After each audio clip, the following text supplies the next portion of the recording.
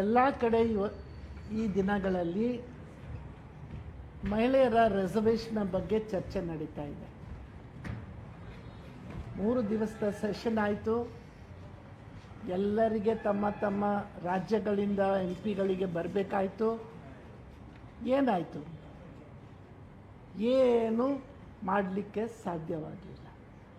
ಸರ್ಕಾರ, this government faced its first defeat on the floor of parliament at the end of the session. ಈ ಕತೆ ಇವತ್ತಿಂದಲ್ಲ, Rajiv G ಅವರ ಕಾಲದಿಂದ ಈ ರಿಸರ್ವೇಷನ್ಸಿನ ಇಶ್ಯೂವನ್ನು ನಾವು ಮುಂದೆ ತಂದಿದ್ದೀವಿ. ನಾನು ಮಹಿಳಾ ಮಂತ್ರಿ ಇದ್ದೆ. If there was anybody with a commitment to women's empowerment, it was Rajiv ji. ಅವರ ಸರ್ಕಾರ ಇದ್ದಾಗ ಒಂದು ಕಮಿಟಿಯನ್ನು ಸ್ಥಾಪಿಸಿದರು, 14-member committee for the empowerment of women. ನನ್ನನ್ನು ಅಧ್ಯಕ್ಷೆಯಾಗಿ ನೇಮಿಸಿದರು.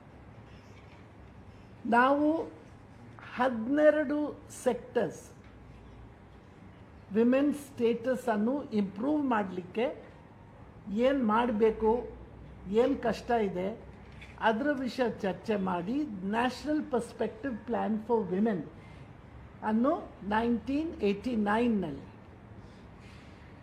1989ನೇ ಇಸ್ವಿಯಲ್ಲಿ ನಾವು ಪ್ರೆಸೆಂಟ್ ಮಾಡಿದೆವು ಸರ್ಕಾರಕ್ಕೆ. ಅದರಲ್ಲಿ one of the main and central point was the question of political empowerment of women. ಏನೋ ಮಾಡಿದರು, ಏನೂ ಬೇರೆ ಕೆಲಸ ಮಾಡಿದರು, ಮಹಿಳೆಯರಿಗೆ ಪೊಲಿಟಿಕಲ್ ಸ್ಥಾನ ಕೊಡದಿದ್ದರೆ ಅವರಿಗೆ ಈ ಚೇಂಬರ್ಸ್ಗಳಲ್ಲಿ ಬಂದು ತಮ್ಮ ಅಧಿಕಾರ, ತಮ್ಮ ಹಕ್ಕಂತ ಹೇಳಿ ಮಾತಾಡಿ ತಮಗೆ ಬೇಕಾದಂತಹ ಕಾನೂನುಗಳನ್ನು ತರಲಿಕ್ಕೆ the voice of women must be heard ಅಂತ ಹೇಳಿ ಒಂದು ಸ್ಲೋಗನ್ ಆಯಿತು. ಇದು ಶುರು ಆದದ್ದು 75ನೇ ಇಸ್ವಿ, 1975 ಮೆಕ್ಸಿಕೋದಲ್ಲಿ first UN conference on women ಆಯಿತು. ಇಂದಿರಾಜಿ ಅವರು ನನ್ನನ್ನು ಕಳಿಸಿದರು ಅಲ್ಲಿ ಇದು ಮೊದಲನೇ ಸಲ reservation and quotas for women centre ಸ್ಟೇಜಿಗೆ ಬಂತು, ಪ್ಲ್ಯಾನ್ ಆಫ್ ಆ್ಯಕ್ಷನ್ನಲ್ಲಿ ಬಂತು. ಅಲ್ಲಿಂದ ಶುರು ಆದ ಈ ಮೂವ್ಮೆಂಟು ಹಿಂದೆ ವರಿಸಲಿಕ್ಕೆ ಸಾಧ್ಯ ಇಲ್ಲ. There are many who still laugh at women's reservations. ಪಾರ್ಲಿಮೆಂಟ್ನಲ್ಲಿ ನನಗೆ ಕೇಳ್ತಾ ಇದ್ರು ನಮ್ಮ ಮಾನ್ಯ MP-ಯರು, ಏನಮ್ಮ ನಾವು ಮನೆಯಲ್ಲಿ ಕೂತ್ಕೊಂಡು ಅಡಿಗೆ ಮಾಡಬೇಕಾ, ನಮ್ಮ ಹೆಂಡತಿ ಹೋಗಿ ಪಾರ್ಲಿಮೆಂಟ್ನಲ್ಲಿ ಕೂರಬೇಕಾ, ನಮ್ಮ ಈ ಸೀಟ್ಸನ್ನು ನೀವು ಮಹಿಳೆಯರಿಗೆ ಕೊಡಬೇಕಂತ ಯಾಕೆ ಹಠ ಹಿಡಿದಿದ್ದೀರಾ? ಅರೆ, ನಿಮಗೆ ಈ ಸೀಟ್ಸ್ ಅಂತ ಯಾರಾದರೂ ಬರೆದು ಕೊಟ್ಟಿದ್ದಾರಾ? ನಿಮಗೆ ಇದ್ದಂಥ ಅಧಿಕಾರ ನಮಗೂ ಇದೆ, ಕಾನ್ಸ್ಟಿಟ್ಯೂಷನಲ್ಲಿ ನಮಗೂ ಪೊಲಿಟಿಕಲ್ ರೈಟ್ಸ್ ಇವೆ ಅಂತ ಹೇಳಿ ಹೇಳಿ ಈ ಚರ್ಚೆ ನಡೀತಾ ಬಂತು 75ರಿಂದ.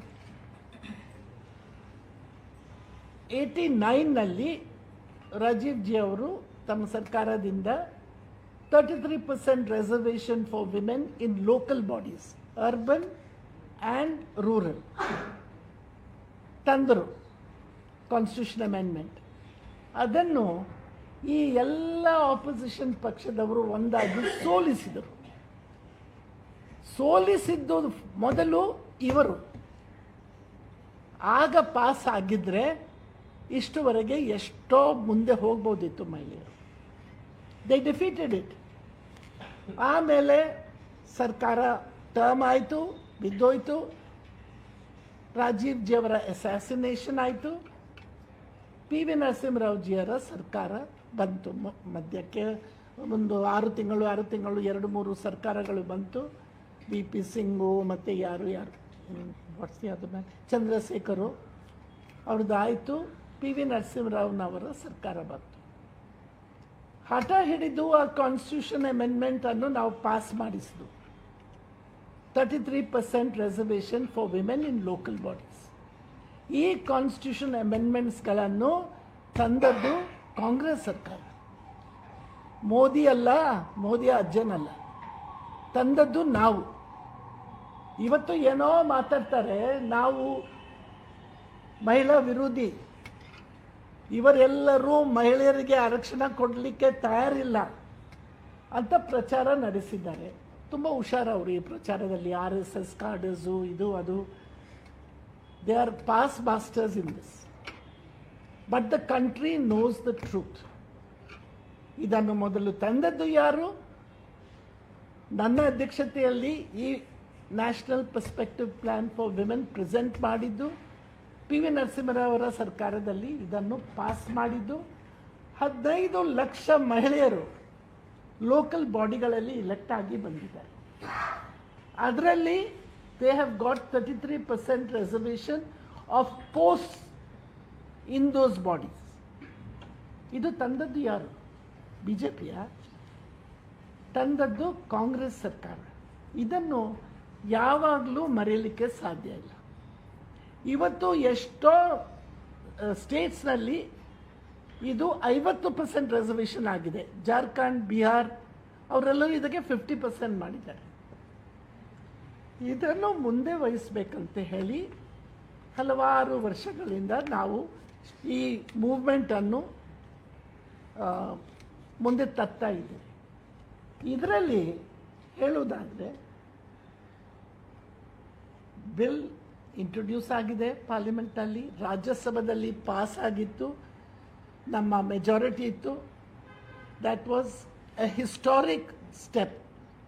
It was passed in the Rajya Sabha and during Manmohan Singh's government, UPA 2. ಅದು ಆಯಿತು. ಆದರೆ ಲೋಕಸಭಾದಲ್ಲಿ ನಮಗೆ ಮೆಜಾರಿಟಿ ಇರಲಿಲ್ಲ, ಆಪೋಸಿಷನ್ ಪಾರ್ಟಿ ಸಪೋರ್ಟ್ ಮಾಡಲಿಲ್ಲ. ಅದಕ್ಕೆ ಬಿಲ್ ಲೋಕಸಭಾ ಟರ್ಮ್ ಮುಗಿದಾಗ ಲ್ಯಾಪ್ಸ್ ಆಯಿತು. ಈಗ 23ನೇ ಇಸ್ವಿಯಲ್ಲಿ 2023 ಮೋದಿಜಿಯವರು ತುಂಬ ಹುಷಾರು. ಧೂಮ್ ಧಾಮ್ನಿಂದ ಹೊಸ ಪಾರ್ಲಿಮೆಂಟ್ ಬಿಲ್ಡಿಂಗ್ನಲ್ಲಿ ತಂದರು, ಪಾಸ್ ಮಾಡಿದರು. ಯುನಾನಿಮಸ್ ಆಗಿ ಪಾಸ್ ಆಯಿತು. 33% reservation for women in assemblies and parliament. ಎಲ್ಲರೂ ಸಪೋರ್ಟ್ ಮಾಡಿದರು. ಬಿಲ್ ಆಯಿತಾ? ಆ ಬಿಲ್ಲನ್ನು ಲಾ ಆದಮೇಲೆ ಇಂಪ್ಲಿಮೆಂಟೇಷನ್ನಿನ ಮಾತು ಬಂದಾಗ ಅವರು ಅದರ ಜೊತೆಗೆ 2 ಕಂಡೀಷನ್ಸ್ ತಂದರು. ಒಂದು, ನ್ಯಾಷನಲ್ ಸೆನ್ಸಸ್ ಆಗಬೇಕು. ಎರಡನೇದು, ಸೆನ್ಸಸ್ ಮೇಲೆ ಬೇಸ್ಡ್ ಆನ್ ಸೆನ್ಸಸ್, ಆ ಫಿಗರ್ಸ್ ಮೇಲೆ ಡಿಲಿಮಿಟೇಷನ್ ಆಗಬೇಕು. ಆ ಡಿಲಿಮಿಟೇಷನ್ ಆದ ಮೇಲೆ ಈ ರಿಸರ್ವೇಷನನ್ನು ನಾವು ಇಂಟ್ರೊಡ್ಯೂಸ್ ಮಾಡ್ತೀವಿ. ಯಾಕೆ? The law is on the statute book. The amendment has been passed, it has become law. Why should you not implement that law? Why are you ಇದು ಸೆನ್ಸಸ್ಗೆ 2-3 ವರ್ಷ ಆಗ್ಬೋದು, ಅದರ ಮೇಲೆ ಡಿಲಿಮಿಟೇಷನ್ಗೆ ಇನ್ನೊಂದು 2 ವರ್ಷ ಆಗ್ಬೋದು. 29ನೇ ಚುನಾವಣೆ ಮುಗಿಯುತ್ತದೆ. 24ರಲ್ಲಿ ಕೊಡಲಿಲ್ಲ, ಬಿಲ್ ಬಂತು 23ರಲ್ಲಿ. 24 ನ್ಯಾಷನಲ್ ಎಲೆಕ್ಷನ್ನಲ್ಲಿ ಕೊಡಲಿಲ್ಲ. ಈಗ 29ರಲ್ಲಿನೂ ಕೊಡಲಿಕ್ಕೆ ಸಾಧ್ಯ ಆಗಲಿಕ್ಕಿಲ್ಲ. ಯಾಕೆ? Why are you tying this implementation with the other 2 things that are to come? Because the BJP is very clear. They don't want the number of women to increase vis-a-vis the men. ನಾವು ಹೇಳ್ತಾ ಇದ್ದೀವಿ ಮೊದಲಿಂದ, take the figures of 2011 census. ಅಯ್ಯೋ ಆಗೋದಿಲ್ಲ, next census ಬರಬೇಕಂತ ಹೇಳಿದರು. ಮೊನ್ನೆ ಅಮೆಂಡ್ಮೆಂಟ್ನಲ್ಲಿ ಅವರೇ ತಂದಿದ್ದಾರೆ. we will go by the 2011 census ಅಂತ. ಇದನ್ನು ನಾವು 23ರಲ್ಲಿ ಸಜೆಸ್ಟ್ ಮಾಡಿದಾಗ ಆಗೋದಿಲ್ಲ ಅಂತ ಹೇಳಿದ್ರು. ಈಗ ಏನು ಹೊಸ ಕನಸು ಬಂತವರಿಗೆ, ಏನು ಹೆದರಿಕೆಯಿಂದ ಮಾಡ್ತಾ ಇದ್ದಾರೆ. We will go back to 2011. 2011 ಆದಮೇಲೆ ಡಿಲಿಮಿಟೇಷನ್ನು ಮಾಡಬೇಕಂತ ಏನು ಮಾಡಿದರು? In the name of the women's reservation bill ಇನ್ನೊಂದು ಇಂಟ್ರೊಡ್ಯೂಸ್ ಮಾಡಿದರು. All Lok Sabha seats in all the states will be increased by 50%. ಈ ಫಾರ್ಮುಲಾ ಎಲ್ಲಿಂದ ಬಂತು? ಇದನ್ನು ಯಾರು ಡಿಸೈಡ್ ಮಾಡಿದರು? ಕನ್ಸಲ್ಟೇಷನ್ ಆಯಿತಾ ಎಲ್ಲ ಪಾರ್ಟೀಸ್ ಜೊತೆಗೆ? ಏನೋ ಕೋರ್ಟ್ ಆರ್ಡರ್ ಬಂತ? ಎಲ್ಲಿಂದ ಡೈರೆಕ್ಷನ್ ಬಂದು? RSS ಇಂದ ಬಂತ? ಯಾರು ಡಿಸೈಡ್ ಮಾಡಿದರು 50% increase in all the States? As it is UP and Bihar and Madhya Pradesh have huge number of Lok Sabha. ನಮಗೆ 28 ಇದ್ದರೆ UP ಅಲ್ಲಿ 84 ಇದೆ. You add another 50% to them and you see where they go. And you add another 50% to us, you add 14 more. We have been objecting to this whole exercise of increasing parliament seats disproportionately. ಅವರಿಗೆ control ಬೇಕು. Hindi speaking states, so called BIMARU states, who have been a drag on the nation's taxes ಎಲ್ಲ ಕೊಡುವುದು ನಾವು, southern states, Maharashtra, Bengal. Benefit ಹೋಗುವುದು ಈ ಸ್ಟೇಟ್ಸ್ಗೆ. ಅದು ಒಂದು. ಎರಡನೇದು, ಪೊಲಿಟಿಕಲ್ ಪವರ್ ಅವರ ಕೈಯಲ್ಲಿ ಉಳಿಬೇಕಂತ ಹೇಳಿ ನಮ್ಮ ಎಲ್ಲ ಸ್ಟೇಟ್ಸ್ಗೆ 50% ಹೆಚ್ಚಂದರೆ 84ರಿಂದ 42 ಸೀಟ್ಸ್ ಆ್ಯಡ್ ಮಾಡಿ. ನಮಗೆ 14 ಆ್ಯಡ್ ಮಾಡ್ತೀರಿ ಕರ್ನಾಟಕದಲ್ಲಿ, ಅವರಿಗೆ 42 ಆ್ಯಡ್ ಮಾಡಿ. ಇದು ಕತೆ. There was no need to add these very controversial bills with the women's reservation bill. ಒಂದೇ ಮಾತು, ಇದನ್ನು ಇಂಪ್ಲಿಮೆಂಟ್ ಮಾಡುವುದು ಎಷ್ಟು ದೂರ ಹಾಕ್ಬಹುದಾ ಅಷ್ಟು ದೂರ ಹಾಕಬೇಕು ಅಂತ ಹೇಳಿ. ಮತ್ತು ಕೊಡುವಾಗ they must be more men, sufficiently large number of men as against the women who are coming. ನಾವು ಮೊದಲಿಂದ ಹೇಳಿದ್ವು 543 ಸೀಟ್ ಇವೆ ಲೋಕಸಭಾದಲ್ಲಿ, 1/3 ಮಹಿಳೆಯರಿಗೆ ಕೊಡಿರಿ, ಏನು ಕಷ್ಟ ಆಯಿತು? ಈ ಸೆಷನ್ನಲ್ಲಿ ಒಂದೇ sentence add ಮಾಡಲಿಕ್ಕಿತ್ತು. It will come in to effect immediately and 1/3 of seats in the Lok Sabha will be reserved for women. Y tight up with census, with delimitation and some future date 10 years ಅವೇ? ಅಷ್ಟುವರೆಗೆ ಏನು ಆಗ್ಲಿಕ್ಕೆ ಇದೆಯಾ ಈ ದೇಶದಲ್ಲಿ ಅಂತ ಯಾರಿಗೂ ಗೊತ್ತಿಲ್ಲ. That is the main point.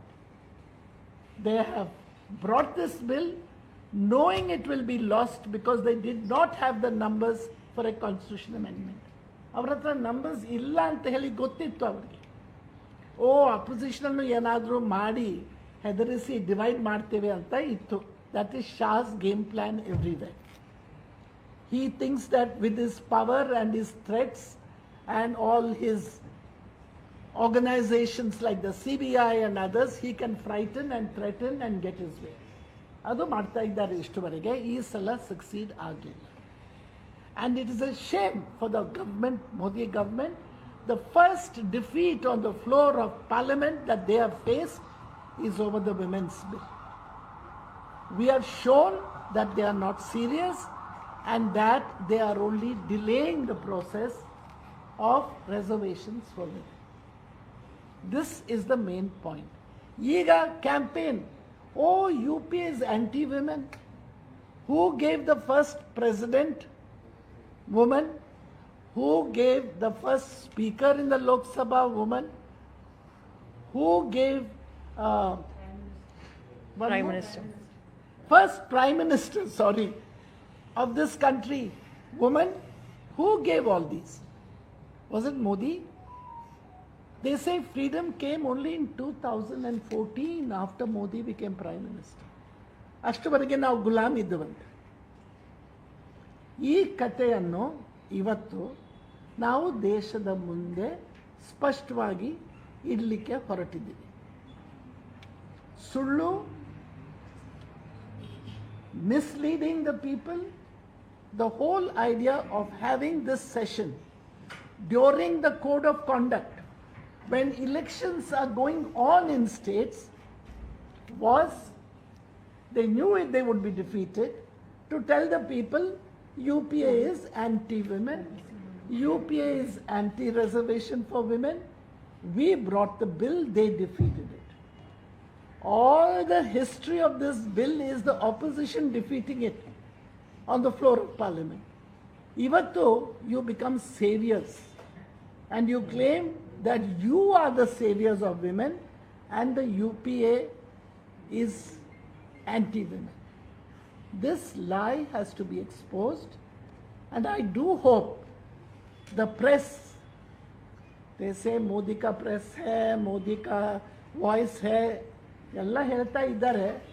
ಆದರೆ ನನಗೆ ವಿಶ್ವಾಸ ಇದೆ, ಮಹಿಳೆಯರ ಅಧಿಕಾರದ ವಿಷಯ ಬಂದಾಗ that the press will be honest, the press will be open, and that the press will expose the truth of this whole exercise of the special session and the defeat of this bill, because they tied it up with delimitation and the census. The Congress has always stood for women's rights. We have always fought for them. We have brought all the progressive legislation for women, and we have done everything we could to improve the status of women. And therefore, we are here today speaking out and explaining our position. We are for the bill, we are for this law, and we are for its immediate implementation all over the country. The OBC question has come in, and the question of reservation for minorities and various other issues. Now, ಮೊದಲಿಂದ ಹೇಳಿದ್ದೀವಿ, we are for OBC reservation, but OBC reservation when it comes for all sections, so men and women, introduce ಮಾಡಿ amendment ತನ್ನಿ ಪಾರ್ಲಿಮೆಂಟ್ನಲ್ಲಿ, ಅದರಲ್ಲಿ 33% ಮಹಿಳೆ OBC ಮಹಿಳೆಯರಿಗೆ ಕೊಡಿ. That has been our stand throughout. And I must say that we are for OBC reservation, but it can't be that the women's bill gets held up in the name of OBC reservation when the men don't have reservation among the OBCs. Bring the amendment, we will support it, and then you give us 33% for OBC women. That is our stand. Therefore, I'm glad I've had an opportunity. I'm not perfect in my Kannada explanation maybe, but great, no. This is the basic issue that we are placing before you today. And we do hope that you will carry the message to the people. The women have seen through the game. Women are not stupid. They know what the game is, and they understand that this was a gimmick for the state assembly elections, Bengal and Tamil Nadu, which they are losing. So they wanted to project the UPA and the Congress as being anti-women, so the women's vote may shift to them. But they are sadly mistaken. They are going to face defeat on the 3rd of May.